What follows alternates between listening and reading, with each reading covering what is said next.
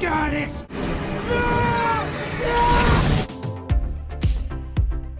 Hey, welcome back, ScreenCrush. I'm Ryan, and man, can you believe that episode of House of the Dragon? Like, even if you've read the book and you know that it's coming, that death was just heartbreaking. So, I want to talk about the episode, talked about what worked and what didn't work, and I'm going to explain how every single thing in this show was leading up to that moment where Aemond tried to kill his brother. And I'm going to talk about how this action tied into the series' key theme, that in a war between mothers, the soldiers are all really just little boys. A little later, I'm going to talk to two Game of Thrones scholars, Brianna McClarty and Darren Robinson, to break down who won this episode and who made the biggest mistakes, and to get, of course, their reactions to the ending. But first, let's talk about the rivalry between Aegon and his little brother. This is the key relationship in this episode. So you may have noticed that throughout House of the Dragon, each episode is driven by one key relationship. Sometimes an episode focuses on Rhaenyra and Cole. Sometimes it's Rhaenyra and Alicent, or Daemon and his brother. But the driving force of this episode was Aemond and Aegon. We can look back on everything that has happened in this show and see how they have been carefully seeding events that lead up to this moment.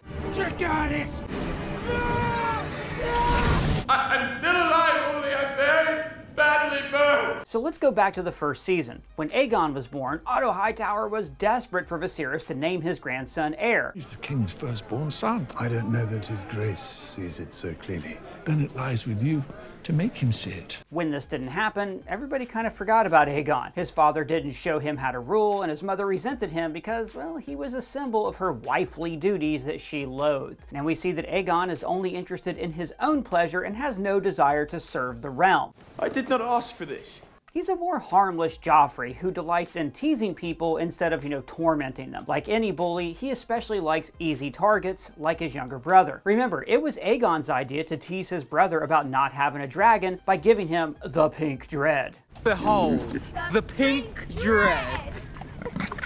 This teasing fired up Aemond to go swipe Vhagar, which led to him losing his eye and causing a deep rift between Rhaenyra and Alicent. But more importantly, when the family was finally at peace, the sight of Luke laughing at a roast pig embarrassed Aemond, so he blew up any chance for peace. Let us drain our cups to these three strong boys. I dare you to say that again. Why? So everything that happened in this episode, everything stemmed from the embarrassment of one little boy. And this further illustrates how this war is shaped by second sons. You see, in Westeros, firstborn sons inherit the title and the lands, but the secondborn sons don't really have any purpose. The second-born sons are desperate to prove themselves, and they often try to change the existing power structures to suit their needs. Like if Larys Strong hadn't killed his father and brother, then Lionel Strong would have still been hand to the king, and Aegon would have never been installed as heir. If Otto were the firstborn son, he would have been Lord of Old Town and not scheming to take the throne. Daemon is always unsure of his place in the world because he has no title to inherit, and now he wants to prove that he's more than simply the king consort or, the spare heir. And of course, Aemond is the second son who is overshadowed by Aegon. And most importantly, guys, this all goes back to that tournament in episode 1 of the show. Rhaenys observed, "It's been 70 years since King Maegor's end. These nights are as green as summer grass. None have known real war." And last episode, Rhaenyra reminded Alicent what they also thought that day. "We knew, even then, that men trained up for battle are eager to fight. I know you do not have that desire within you." Westeros has been at peace for nearly a century, and in that time, second sons and lesser houses have trained for combat, and they've been sold stories of glory and conquest. But for people like Sir Gawain Hightower, war is a game. They have not seen real combat. These are boys playing at war. And this is especially true for Aemond. Last season, he did not mean to kill Luke, he was just playing like they were kids. But then he lost control of his giant engine of war. This is symbolic of how these boys are going to start a war looking for glory, but the war is very quickly going to spin out of their control. And also, like his uncle Daemon, Aemond is frustrated that he works 4 times harder than Aegon and gets half the reward simply because of when he was born. He works to be a better fighter, he is fluent in Valyrian, and he knows he would be a good king. He covets the throne that his brother doesn't even want. I'm next in line to the throne.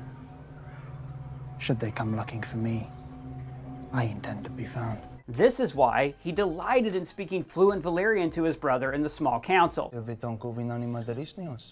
Luixos. He knew that his brother could not speak the language, but he also knew his brother would not want to appear ignorant in front of these highborn lords. This gave him a chance to embarrass Aegon the way Aegon embarrassed him in that pillow house. Except pillow houses are Aegon's territory, but Aemond is the person who understands council rooms and seats of power. And when he speaks Valyrian to his brother, Aegon has to feign understanding to avoid his own embarrassment in front of the power makers of his kingdom. This makes Aegon then desperate to prove himself. The roles have now been reversed. Now he is like young Aemond when he claimed Vhagar. He decides that he is going to get some of that battle glory for himself. He will show his brother and the realm that he was always the person who was meant to be king. So this takes us up to the key moment of the episode. When the gods present Aemond with an open shot at his brother, he takes it. Now, I should note that this is not how it is explained in the book at all. The book was a third and fourth hand account written by a maester centuries later, but the show is depicting the truth behind these rumors. We know the source of Aemond's embarrassment and spite,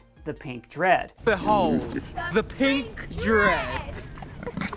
We see him in the brothel as his true self, a scared little boy. And now he sees a chance to do the realm a favor, to remove his brother from the throne, so then he can show everybody what a true ruler looks like. He attempts regicide and critically injures his brother. He's not dead? No, he's not dead. I'm still alive, only I'm very badly burned. See, this whole sequence illustrates how this war, this dance of dragons, is really just squabbles between kids. But then Alicent and Rhaenyra, like angry soccer moms juiced up on White Claw, allow themselves to be pulled into a childish struggle between boys who are playing King of the Mountain.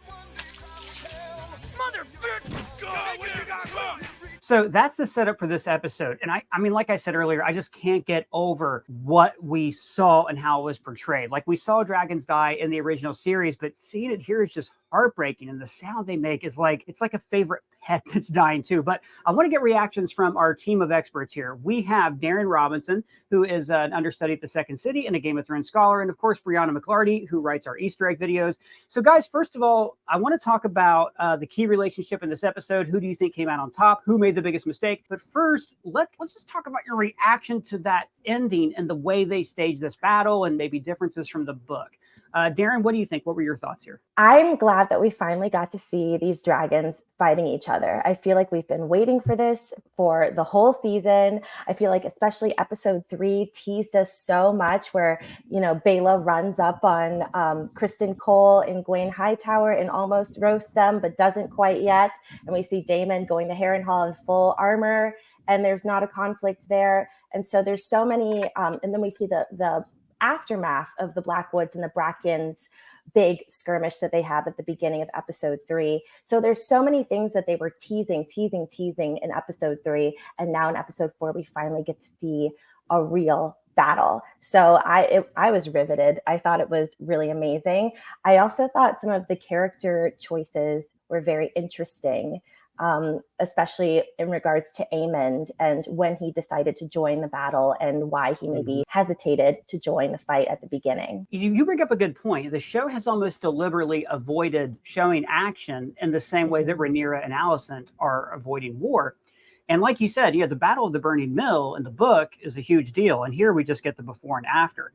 I think that's a great choice they've made, though, because it means that the battles that we do see are the battles that are focused on character. And unlike during the War of the Five Kings, there were big battles there we never saw with Robb Stark. I think that was for budgetary reasons. Brianna, I feel like this was specifically to put emphasis on character over spectacle. What was your reaction to this ending here? Just got to start with seeing the dragons die hurt so bad. It made me want to cry, So bad. Especially seeing them before, like when Sunfire like nuzzles Aemond, I was like, this is just mean. Like, this is just a cruel thing to do, because Sunfire's never been in battle. It's like a little baby dragon, like comparatively to like Meleys, for example. So that you hurt. said nuzzles Aemond. You meant Aegon, right? Oh yeah, sorry, I meant Aegon. And by the way, all I was doing there was preempting all the people in the comments who love to pounce on anytime we misstep and say something like Hardhome instead of Harrenhal. Go ahead, I cut you off. It's all bananagrams, okay? They all use the same names, and it messes the characters in the show up. It's horrible. Everybody makes mistakes. It's all good. Yeah. But when he nuzzles, oh no worries. When he nuzzles Aegon, it broke my heart. I love this fight. For one, I think that having a character-focused fight with dragons is very important because it's inherently like just difficult to watch, especially if you like animals. Obviously, this is like CGI, but I love animals, and so it still hurt. It was kind of like watching Guardians of the Galaxy 3. I knew they weren't real, but no, still hurt my don't ego. mention it. Don't talk about it casually. You have to warn us ahead of time before you say got G3. Sorry. But That's I think okay. focusing on characters makes the battles feel more important, and it makes us feel like we're seeing the brutality for a reason. I loved Rhaenys deciding to go back. She could have just been like, no, I'm good. And she decides to turn around and basically sacrifices herself. At least that's how I read it, especially when she like straps herself in. And sacrifices her dragon, which is like, again, it's heartbreaking. Especially she says to her dragon, she's like, we're going back to battle, old girl. Like, oh my God.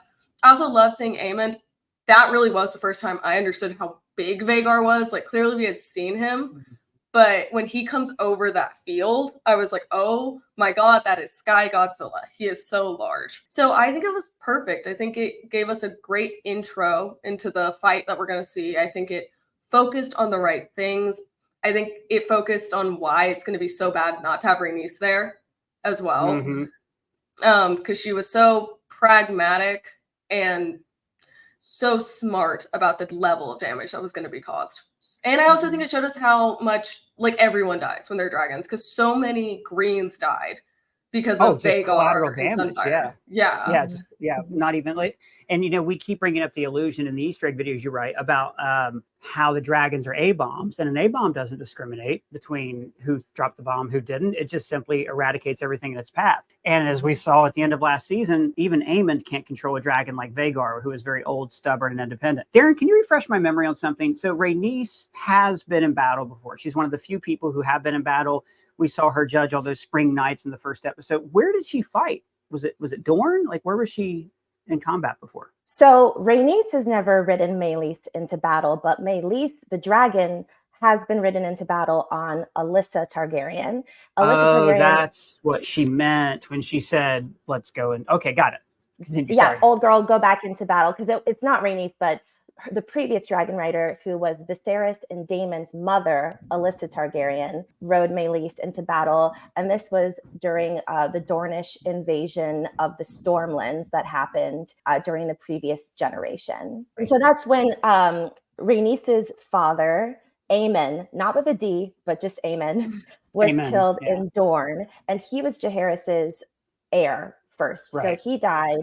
And then it was Balon, who is Viserys and Daemon's father, was the second in line. He also died. And so that whole generation of just Jaehaerys' kids were wiped out, which is why it brings us to the Great Council, where it's between Rhaenys and Viserys. Rhaenys, who is the older cousin and who is the daughter of Aemon, who was supposed to be the heir, and then Viserys, who is the firstborn male cousin. So it's very interesting to kind of see the parallels between that situation and Rhaenyra and Aegon, in that it's like you have the older woman who should be the heir, or you have the male who is the firstborn male who might have been the heir as well. And that same kind of conflict. You see the Meleys was there at the start of this whole thing, because if you're going to go back and do like the Game of Thrones, what if Aemon hadn't been killed, Viserys never would have been king, and then we wouldn't have this like split family thing. It just would have been male heir to male heir. That's really interesting. I totally mistook Rhaenys' comment there. So Brianna, just back over to you for something. And Darren, I want to get your thoughts on this too. Do you think, you wrote about this in the Easter egg video, but do you think that when Rhaenys went after Vhagar, like, I was kind of yelling at the TV because I was thinking, she should hold back. They should send word to Daemon. They should set a trap for Vhagar. There should be a lot of dragons at the same time. It looked like a suicide mission. What the hell was she thinking? Was she actually thinking she could win? I think she knew she couldn't actually defeat Vhagar just because Vhagar is so large. But I think she thought she could wound him. I think she knew that it would take a very big onslaught of dragon riders to actually take Vhagar down.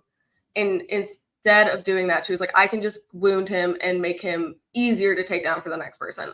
I think she also thought that any trap that was sprung, or they tried to sort of create a plot, it wouldn't work because it would be too obvious. So I think she saw her chance to just hurt Vhagar and she took it. The other thing is Vhagar is super cumbersome, and Aemond, despite being a pretty great dragon rider, has not been in battle. So I think maybe Rhaenys was like, okay, maybe I can like get underneath Vhagar and just like really scratch him up. But I also think maybe she just didn't want to be in the war anymore. So she was just kind of like, this is a good way to die. She kind of took like a Viking death, like a Thor death. Like, I'm going to go die in battle. And come to think of it, she was one of the people, like, you know, Darren was saying, who was advocating not going into battle with dragons. So it's not like she would have thought beforehand, oh, let's stop and get a plan to take down Vhagar. So, okay, that makes sense. I can deal with that.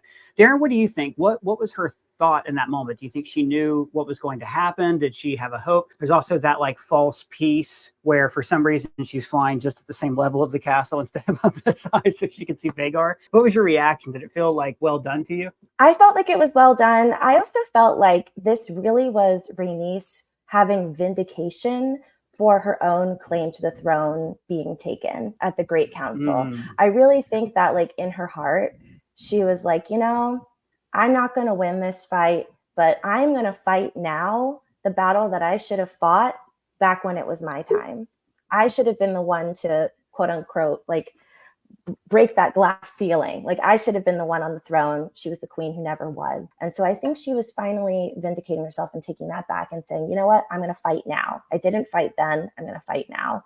And I might die. And I think she's okay with that. I also think earlier in the episode, we see her kind of coming to terms with a lot of things. We see her in the last episode too, like having tender moments with Corlys and kind of putting that to bed, literally. You also see earlier in this episode, she tells Corlys kind of that she knows that Alan and Adam are his bastards. Right. She knows that. And she kind of, in so many words, tells him like, you shouldn't like sweep them under the rug. You should lift them up with the tides or something, I think is a phrase that she used, meaning like, you know, she's accepting that Corlys had extramarital affairs. She's accepting that he has bastards. And she's saying, hey, maybe it's time to bring these sons of yours into the fold and bring them into the family and legitimize them. So I think that's just a beautiful full circle moment for Rhaenys. And I think it was a sad ending, but I think she tied up a lot of loose ends. Yeah, I think that moment where she talked to him also shows why she would have been a great queen, because she's a person who is like, she's looking at the problem. The problem is Corlys has no real heirs. The heir to Driftmark has to be a sailor. They talk about his daughters getting, seasick and how, the grandkids aren't really his grandkids. So she sees a very pragmatic, she sees a problem and comes up with a very pragmatic solution. You have these boys, there's clear affection there. And this is what would make her a great queen. She's able to put her own emotions aside. And that's something that Viserys was never able to do. Viserys was always so concerned with Rhaenyra's feelings, how she felt toward him, that he was unable to consider a different heir because he made her a promise. Aegon, don't even get me started on how emotional he is as a king. What do you guys think? Earlier, I talked about how I feel like every episode of this show, Game of Thrones was like several different storylines, different places, right? So there were a few episodes of Game of Thrones where you could say like, oh, this episode was about this, unless it was like Cersei and blowing up the Sept of Baelor or something like that. In this show, it seems like every episode tends to have one key relationship that defines that episode. Whether it be Viserys and Rhaenys or Alicent and Otto, every episode it seems like there's a driving force. This one, I kind of felt like it was Aemond and Aegon. Because we had those scenes at the small council that had been building up to this. Do you guys agree with like how it seems like it's more of a personal connection that drives the episodes, Brianna? And who, if so, who do you think was the driving force of this episode? I mean, I definitely think it is more personal connections that drive all these episodes. I've said it before, this is basically Dragon Succession, and it's one of the reasons I actually really like the show. I do think it's Aegon and Aemond, as well as probably Aegon and Alicent to some extent, just because you really see in this episode how unprepared Aegon is to rule. And I think that's because they never thought that he was going to have a mind of his own. I mean, you see it in episode 1 where Alicent is like, we just need to like let him get over the whole like ruling thing and then we'll be able to control everything again. Aemond is more prepared to rule because he took that on himself. He decided to study himself and really go after it. And so I think it's kind of Aegon against the world because no one really respects him. Even as king, they're just still like, you can't really do anything. But then Aemond is probably like his most direct adversary, because he's always been also just treated him terribly and been a really mean brother. So Aemond's like, screw you, it's my turn. Darren, same question. Do you think I'm right about key relationships in episodes, and who do you think was driving this one? I totally agree. I think it is Aemond and Aegon. I love the Green Council scene where Aemond is speaking fluent, beautiful High Valyrian, and then Aegon is just like speaking broken High Valyrian, like just grammatical errors left and right. It really, in that instance, there's so many instances where we see that just Aemond is so prepared, is over prepared, and Aegon is so underprepared. But I also agree with Brianna that the Aegon and Alicent relationship is really interesting. Something I noticed, it's almost a direct quote from season 1, but when Aegon looks around at everyone as they're planning the Battle of Rook's Rest, and is like, is everyone conspiring without me? Have you all been conspiring without me? And that's the same line that Alicent said at the end of season 1 when they were planning to usurp Rhaenyra at that Green Council meeting right after Viserys died. She's like, wait a minute, have you all been planning this without me? And so I feel like it's very interesting how both Alicent and Aegon, in those instances of the Green Council, were monarchs at the center of this conflict with underlings working around them and without them in the shadows and really keeping them out of the loop. And so they're both really connected in that way. And it just goes to show, again, what Brianna was saying earlier, just the lack of trust and communication on the Green side, how the Blacks are very communicative. And you see with the Greens, Alicent is like, Aegon, you should do what you need to do, which is nothing. Versus on the Black side, Jace is like, Rhaenyra, where have you been? Mom, like, we need you, you know? And so a place of love versus a place of distrust and disrespect and secrecy is very interesting to see in this episode as well. That's such a great point about them being pushed to the edges of power. And I'm also, I'm always looking at this show and I'm seeing historical parallels, obviously with the Civil War, but also if you're looking at it like from a 19th century perspective, it's almost like here, there was a period in American history between like Lincoln and Teddy Roosevelt where we didn't have a strong executive branch. And I think we've seen that with Viserys, who like led his advisors around the kingdom. And now, like since Jaehaerys, we've not had a strong king. And that's what allows this breeding ground of like, even when Otto was still in charge, you had Kristen Cole and Aemond, looking at the risk map and moving coins around and trying to figure things out. So you're right. I hadn't even thought about it that way. I want to explain, I'll get your guys' take on Alice Rivers and who the hell she is and what this means for Daemon. No spoilers from the books. But looking back on this episode, who was it you think made the biggest mistake? I'll go first. I think it was Aegon riding Sunfire into battle. And again, this is another example of just how the Green Council, they don't look out for each other the way the Blacks look out for each other. And that Rhaenyra was like, all right, Syrax. And everyone's like, no, stop. If you die, then all of this is for nothing. And with the Greens, they also advised Aegon not to go. But it's more in a way of contempt where they're just like, no, just sit there, don't do anything, which really riles him up and makes him really angry. And so he's like, you know what? Screw you guys. I'm going to grab Sunfire and I'm going to go right into battle. And they use that to rouse their troops. Like they're just very opportunistic, but at the cost of putting their king in danger. Oh, so I really do think face first too. I mean, he was so drunk. Go ahead. I'm sorry to cut you off. No, you're right. He was driving drunk into battle. Like not a good idea. It was crazy. It was the nuts. shots of him on Dragonback were crazy. Like they were so shaky. I was like, dude, how are you driving this dragon? I don't understand, because that's what you look like. And even Aemond calls him an idiot. Like he sees him in the sky and he's just like, idiot. Yeah, because you're right. And the fact that he's wearing Aegon's armor, and Brianna, you pointed out in our Easter egg video, the armor's too big for him because it's like a little kid wearing his dad's clothes. Look, obviously, when you talk about mistakes, right, we go, okay, Aegon made a big mistake doing this. I also look at it like mistakes also are things you do when you don't have all the information. And when you're like dealing, like Aegon was never trained. He's not he's just been taught now, okay, you're the king. And he feels like he has this thing to live up to. I actually would say Rhaenyra's made the biggest mistake because I think she should have gone into battle. I think if you're going to bring one dragon to a fight, Vhagar's out there and you should bring several dragons into the fight in overwhelming force. But again, hindsight 2020. Brianna, what about you? Who made the biggest mistake this episode? I feel like Aegon, probably because he almost died, but barring him, I actually think Alicent. I think Alicent leaving the Plan B tea out for Larys to see and the Maester, it was so bad. I think it's really going to undermine any authority she has, and she's already being pushed to the corners and edges of power. And I don't particularly like Alicent or think she's even super reasonable, but I think she is still one of the more reasonable people on the Greens in terms of not just wanting to destroy everything. So she used to be until last episode's ending. Now I think she's definitely not the most reasonable. Go ahead. I'm sorry. No, okay, that's true. She might be different, but she's not even going to council anymore because of either what she found out with Rhaenyra or because of the Plan B tea. Because she's not in council when they're talking about everything. She's not in council when they're talking about the battle plan. She's looking for books. And she knows Larys knows that. And she knows the Maester probably knows that she took it.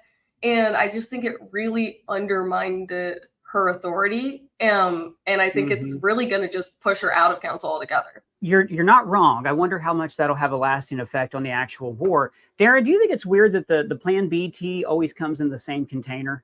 That you would think for something like that, they would have a more innocuous teapot that is let's put it in a coffee mug. Just, something to make it not as obvious. But Brianna, you're 100% right. Especially with Larys. I kind of think Larys already knew what was going on because he's Larys and he's got spiders everywhere. But not a good look on her part, especially because, like you keep saying in the Easter egg videos, she is trying to be so pious. Brianna, remind me real quick, where can people find your socials? They can find me on Instagram and TikTok at Brianna T. McClarty. Thank you so much. I meant to ask you earlier, and of course, all of that's also down in the comments. And Darren, real quick, I want to ask you, who do you think came out on top of this episode? But also, what are your socials? Oh, okay. Well, I'll start my socials. It's at Darren_to dream on Instagram. That's where you can find me. As for who came out on top, I think in this battle, based on casualties, I think the Greens came out on top. They still have Vhagar. They still have their A-bomb. And what happened to Aegon is still to be seen. And Sunfire is still to be seen. So we'll see what happens. Again, no spoilers for the books, but he is alive at the end of the episode. Brianna, who do you think? He's breathing. That's not a spoiler. We see that happen. Brianna, who do you think came out on top? Who was the big winner of this episode? I actually would probably say the Blacks because they've shown that they can take down one of their dragons. And Meleys, despite being their oldest and biggest dragon, is probably not their fiercest. I would say Caraxes is their fiercest. So I think they finally put themselves on the playing board. They had just been letting the Greens play, and now they're like, no, we're here. And I think that's going to give people on their side a big morale boost. Yeah, and I think the Blacks are also a lot like America entering World War II. Yes, a lot of resources, but they're far away because most of their fighting forces are in the north. And like we said, I really hope that they finally just realize, hey, we're at war and we need allies. I think Aemond came out on top. Aemond got everything he wanted this episode. He got a victory. He got his brother off the playing board. I presume that it's like the vice presidency, and if the president's incapacitated, the next heir, the spare heir, then has authority of a king. And I think he and Cole are just going to be terrible for this kingdom, and they're going to make some huge mistakes that hurt a lot of people.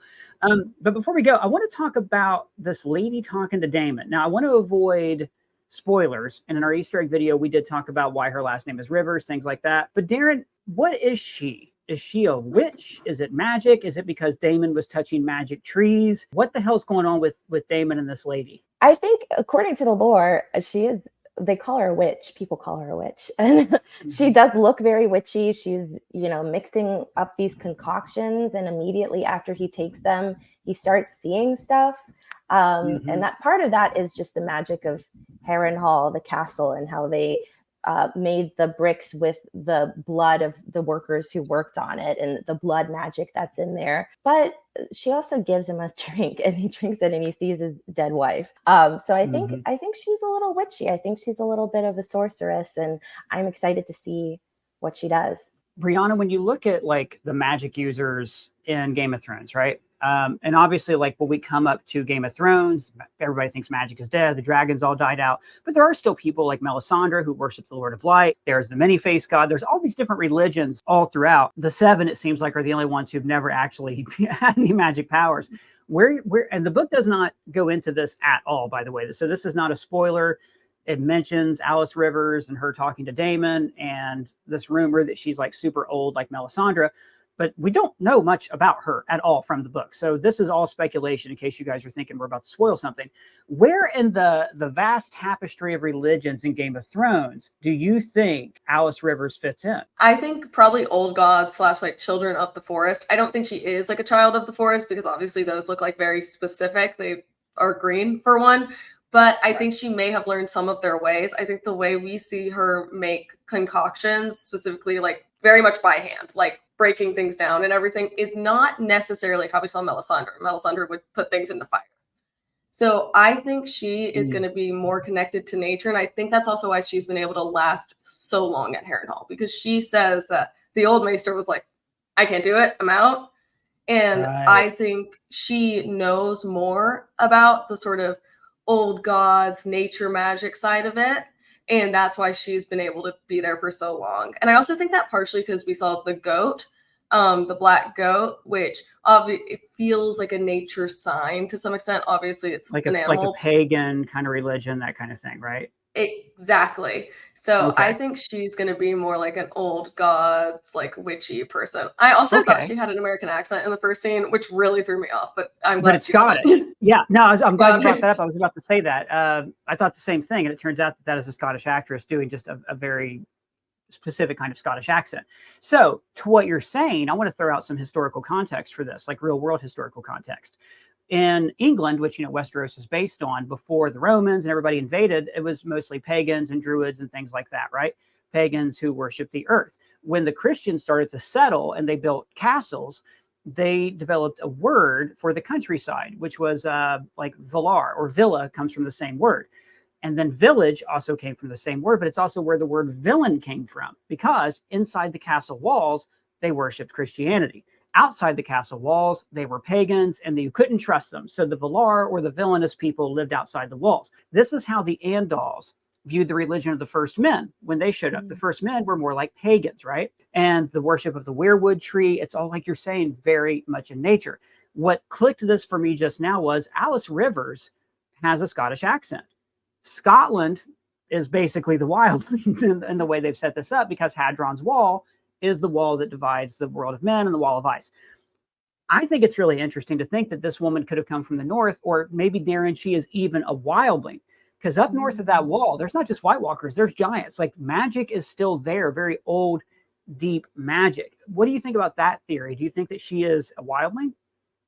That makes actually so much sense now that you brought up the accent part of it. Like, just hearing her speak, I'm like, I feel like I've heard people in this world speak like that before, and it's absolutely the wildling. So I would agree. Yeah, I think the children of the forest, the religion of the first men, the weirwoods, all of that, I think she's maybe part of that, and somehow her mother maybe made her way down to the Riverlands, and then she became a bastard that way. I mean, she was born a bastard that way, but I don't know.